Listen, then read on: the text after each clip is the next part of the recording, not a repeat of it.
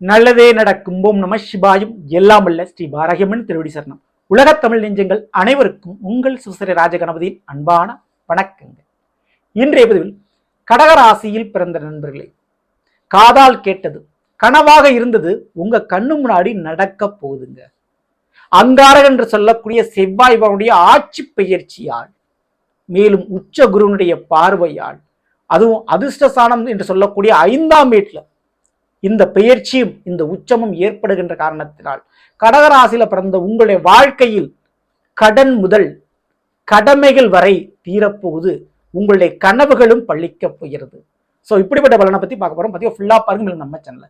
ஏற்கனவே சனி வக்ர பிரிச்சு பலன் மற்றும் குரு அதிசார பிரிச்சு பலன்களை பதிவிட்டாச்சு. பார்க்காதவங்க சேனல்ல போய் பாருங்க. மேலும் நான் டிஸ்கிரிப்ஷன் லிங்க் தரேன், பிரஸ் பண்ணி பார்த்து பயன்படுத்துங்க. மறக்காம நம்ம சேனலை சப்ஸ்கிரைப் பண்ணிட்டு கூட தர பெல்லைக்கான பிரஸ் பண்ணிட்டு பக்கத்தில் ஒரு ஆல் என்ற ஆப்ஷன் தெரியும், தவறாம செலக்ட் பண்ணிச்சுங்க. அவனது நான் பதிவிடக்கூடிய அடுத்தடுத்த பதிவுகள் உங்களுக்கு உடனுக்குடன் நோட்டிபிகேஷனாக வந்து சேரும். கடகராசியில் பிறந்த நண்பர்களே, எல்லாருக்கும் நல்லது பண்ற தெய்வம் உங்களுக்கு மட்டும் ஓரவஞ்சனை செய்யுதா? அப்படித்தாங்க உங்களுடைய வாழ்க்கையில் நிறைய சம்பவங்கள் நடந்திருக்கும். உங்களை சுற்றி இருப்பவர்கள் எல்லாம் கெட்டவர்கள் கூட நல்லவர்களாக இருந்திருப்பாங்க, நல்லா இருந்திருப்பாங்க. ஆனா எவ்வளவு நல்லது பண்ணியும், எவ்வளவு விட்டு கொடுத்தும், எவ்வளவு தியாகம் பண்ணியும் ஒரு நல்ல பேர் எடுக்க முடியல, நன்றாக நீங்க இருக்க முடியல. அதுக்கு காரணமே உங்களுடைய கடக ராசியில் எப்பொழுதுமே ஜெயக்காரகன்னு சொல்லுவாங்க. அதாவது ஜெயத்தை வெற்றியை கொடுக்கக்கூடிய காரக கிரகம்னா செவ்வாய். அந்த செவ்வாய் கடக ராசியில நீசம் அடையும்.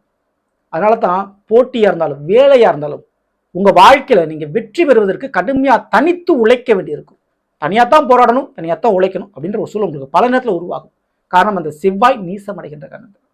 அப்போ எப்போதுமே கொடுக்காத ஒரு கடவுள் இப்போ கொடுத்தா எப்படி இருக்கும்?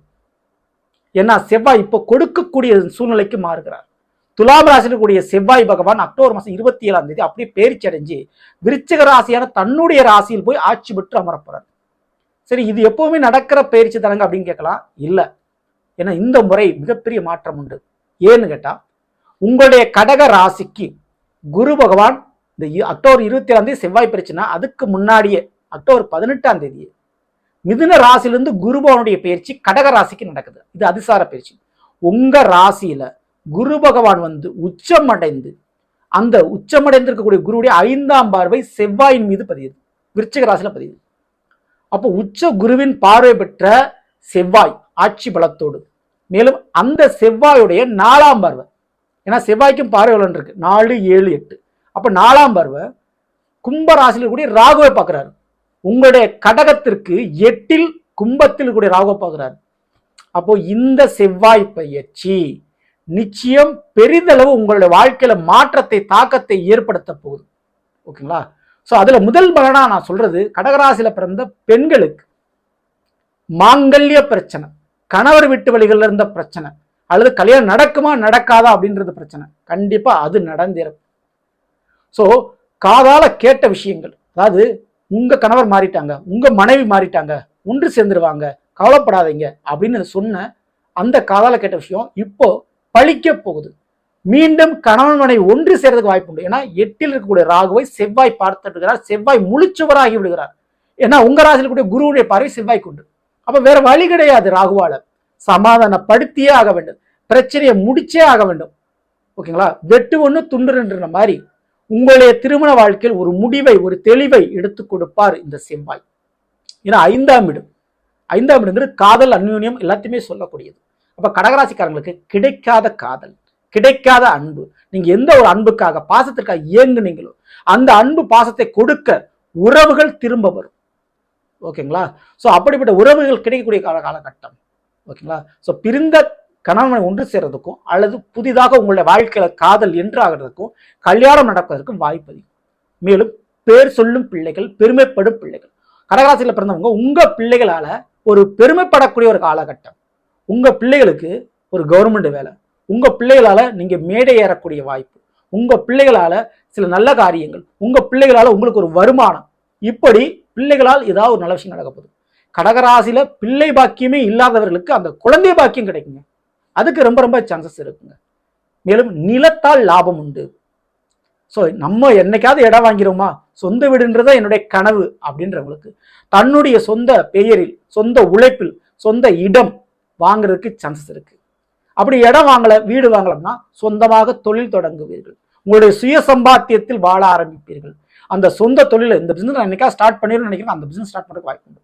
அல்லது வேலை வாங்கிடணும், இந்த கம்பெனியில இல்ல இந்த இடத்துல எனக்கு வேலை கிடைச்சா நான் செட்டில் அப்படின்னு சொல்லக்கூடியவங்களுக்கு அந்த ஒரு வேலை கிடைக்கும். ஸோ 5ல் இருக்கக்கூடிய செவ்வாய் அந்த அளவுக்கு உங்களுக்கு ஒரு அதிர்ஷ்டத்தை வாய்ப்பு உங்களுக்கு உருவாக்கி கொடுக்குறாரு. மேலும் தனக்காரகன் குருவான் லக்னத்துல உங்களுடைய ராசியில வந்திருக்கிறார். அதனால கௌரவத்திற்கு பெயர் புகழுக்கு ஒரு குறைவு இருக்காது. மேலும் கடகத்திற்கு 6ஆம் வீடான தனுசிற்கு அதிபதி தான் குரு. 6ஆம் வீடு தான் வேலை குறிப்பது. அவரே உங்க ராசியில் உச்சம் பண்ணிடுறாரு. அப்போ நிச்சயம் வேலை தொழில் புதிதாக தொடங்குவீர்கள். ஸோ அதுல வருமானம் இரட்டிப்பு லாபம் உங்களுக்கு கிடைக்கும். அதுவும் உங்களுடைய கனவு வேலைன்னு சொல்லலாம். இந்த கம்பெனியில இந்த அரசாங்க வேலை, இந்த இடத்துல உனக்கு வேலை கிடைச்சா இந்த தொழிலை தொடங்கணும் தான் என்னோட லட்சியம் அப்படின்னு நினைச்சிட்டு இருப்பீங்க. அந்த ஒரு பிசினஸை அந்த ஒரு வேலையில நீங்க அமர்ந்துருவீங்க. அதுக்குண்டான வாய்ப்பு உங்க கண் முன்னாடி நடக்குங்க. அது எந்த மாற்று கருத்து. மேலும் இந்த செவ்வாயினுடைய மற்ற பார்வை, அதாவது செவ்வாய்க்கு 4, 7, 8 பார்வைன்னு சொன்னேன். 4ஆம் பார்வையா ராகுவை பார்க்குறாரு, அந்த 8ஆம் வீட்டில் இருக்கக்கூடிய பார்க்குறாரு. அதனால திருமண வாழ்க்கை, நிலம் சம்பந்தமான பிரச்சனை, சகோதர சகோதரி வழிகள் இருக்கக்கூடிய பிரச்சனைகள் முதல் தீரும். அடுத்து 7ஆம் பார்வையா அவரு ரிஷபத்தை பார்க்குறாரு, உங்களுடைய கடகத்திற்கு, அது 11ஆம் வீடு. அப்போ பண வர விஷயத்துல கண்டிப்பா பணம் வரும். உங்ககிட்ட யாராவது பணம் வாங்கிட்டு இன்னும் கொடுக்காம இருந்தா அது கிடைக்கும். நீங்க ஒருத்தங்கிட்ட பணம் எதிர்பார்த்துட்டு இருந்தா அதுவும் கிடைக்கிறதுக்கு வாய்ப்பு உண்டு. குறிப்பிட்ட பெண்கள் வழியில பண வரவுகள் உங்களுக்கு உண்டு. ஓகேங்களா?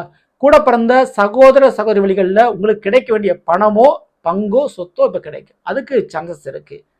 மேலும் 8ஆம் பார்வை, இந்த 8ஆம் பார்வை அப்படின்றது மிதுன ராசியில போய் உங்களுடைய கடகத்துக்கு 12ஆம் வீடு.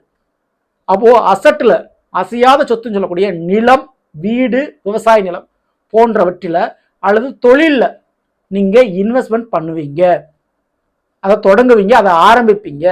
அதுக்கு சான்சஸ் ரொம்ப ரொம்ப உண்டு. ஸோ மேலும் இந்த செவ்வாயினுடைய பெயர்ச்சி அது 5ஆம் வீட்டில். ஸோ 5ஆம் வீடு விருச்சகம், அது ஒரு நீர் ராசின்னு சொல்லலாம்.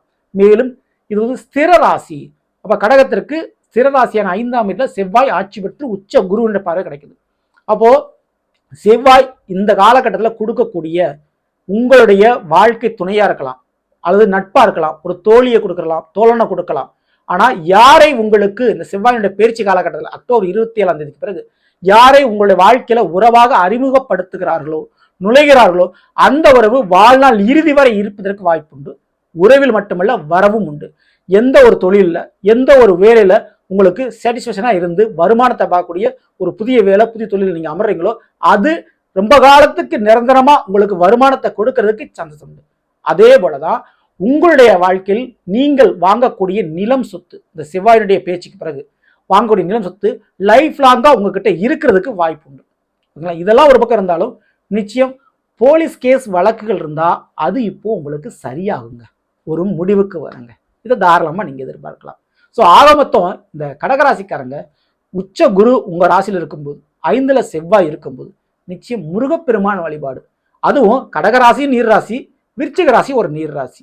ஸோ அப்படின்றப்போ நீரோடு இருக்கக்கூடிய, அதாவது கடல் நீர், கடலுக்கு பக்கத்தில் இருக்கக்கூடிய திருச்செந்தூர் முருகப்பெருமானை போய் வணங்கி விட்டு வருவது ரொம்ப ரொம்ப நல்லது. வியாழக்கிழமை அல்லது செவ்வாய்க்கிழமை அந்த முருகனுடைய வழிபாடுகளை தவறாம பண்ணுங்க. கடகராசிக்காரர்களுக்கு கடன் இருந்தாலும் கரையும், கடமைகள் இருந்தாலும் தீர்ந்து முடியும். ஓகேங்களா? கடன் பிரச்சனையும் குறையணும்னா கண்டிப்பா போய் வணங்கிட்டு வாங்க. கடமையும் தீரும், உங்களுடைய கூட பிறந்தவங்க கடமை, உங்களுடைய பிள்ளைகளுடைய கடமையும் தீரும். தவறாம அதை நீங்க பண்ணிக்க. ஸோ நல்லது அமீன்றபிள் கடகராசி பந்தவர்களுக்குரிய பலனை பற்றி பார்த்து நிச்சயமா உங்களுக்கு பயனுள்ளதாக பிடிச்சிருந்த லைக் பண்ணும், நண்பர்களுக்கும் உறவுகளுக்கும் மறக்காமல் சேர்ச்சிங்கள். இதுவரை நம்முடைய சேனல் சப்ஸ்கிரைப் பண்ணாம சப்ஸ்கிரைப் பண்ணுங்க. கூட தர பெல்லைக்கான பிரஸ் பண்ணி ஒரு ஆளுநர் தவறாமல் செலுத்தி. மேலும் அடுத்த சந்திப்போம். நன்றி, வணக்கம். நல்லதே நடக்கும். ஓம் நம சிவாயும். எல்லாம் வல்ல ஸ்ரீ பாரகியம்மன் திருவடி சரணம்.